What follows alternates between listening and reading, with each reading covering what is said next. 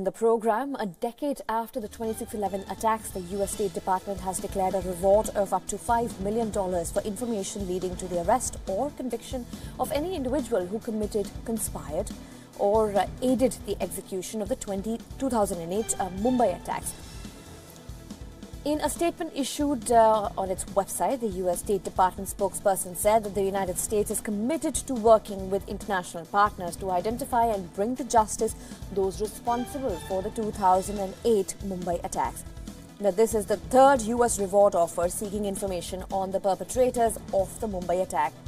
In April 2012, the State Department announced a reward for information that brings to justice the LET founder Hafiz Saeed and his second-in-command, the Hafiz Abdul Rahman Makki. The U.S. has asked Pakistan to ensure justice to the 26/11 attack victims and their families. In a statement, U.S. State Secretary Mike Pompeo said, and I quote, "It is an affront to the families of the victims that after 10 years, those who planned the Mumbai attack have still not been convicted or their involvement. For their involvement, we call upon all countries, particularly Pakistan, to uphold their UN Security Council obligations to implement sanctions against the terrorists responsible for this atrocity, including the Lashkar-e-Taiba and its affiliates." Joining me live on the program is our principal diplomatic correspondent, Siddhant Sibal. Good morning to you, Siddhant. This certainly comes as a good news as well as a stern warning. And on a day like this where we're looking at the 10th anniversary of the 26/11 attacks. Well, yes, Jessica, today is an important day in India's history. 10 years ago today, the 26/11 attacks took place in the city of Mumbai. And the perpetrators behind those attacks still roam freely in Pakistan.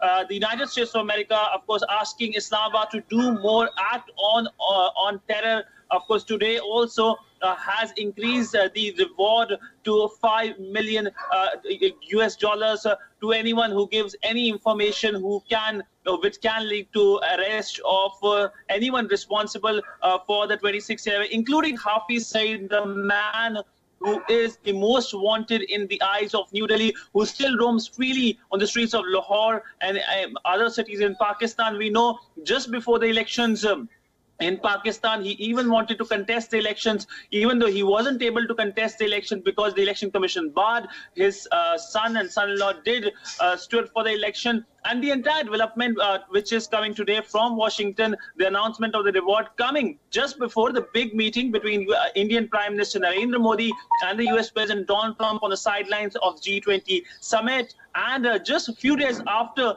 that big meeting between the US Vice President Mike Pence and the Indian Prime Minister Narendra Modi, in which the Indian Prime Minister clearly raised the issue of terror emanating from Pakistan, and of course mainstreaming of terrorists in Pakistan, something that has been concern for not only New Delhi but for Washington. But Pakistan hasn't been changing. Last 10 years, we have seen the pressure has grown on Islamabad. Islamabad has been increasingly isolated by the world community because of its support to terrorist organizations such as LAT and Haqqani Group. Only day before yesterday, the Pentagon spoke to Wion, in which the Pentagon asked Islamabad to rein in these terrorist groups which have been destabilizing not only India but also Afghanistan. Afghanistan has also suffered a great lot because of Islamabad's policy of giving support to non-state actors. And of course, both India and Afghanistan even chose to boycott the SAARC summit, which has still not happened in Islamabad.